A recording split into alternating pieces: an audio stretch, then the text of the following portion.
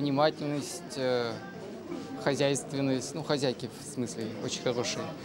Наверное, у них большое качество есть такое хорошее. Они очень сильно любят своих мужей. Ну, как бы их балуют больше всех. Вот это качество самое большое, которое я могу отличить. Terbiya, ikkinchidan sabr. Mana tatar xotinlar birinchidan sabrli bo'lish keraklar. Mana og'ir vaziyat.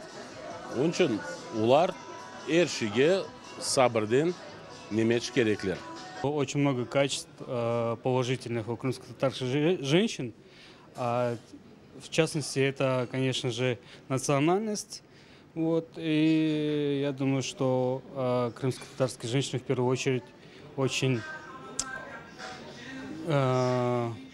такой правильные, порядочные, красивые женщины. Вот. Вы знаете, терпение, во-первых, вот, и любознательность. Скромность. Так, во-вторых, это не могу сказать больше, не знаю, только скромность. Ну, скромность, в первую очередь. Ну, что еще? Женственность. Не знаю, что еще там может быть?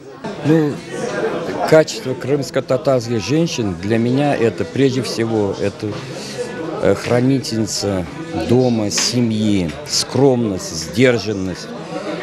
Ну, как сказать,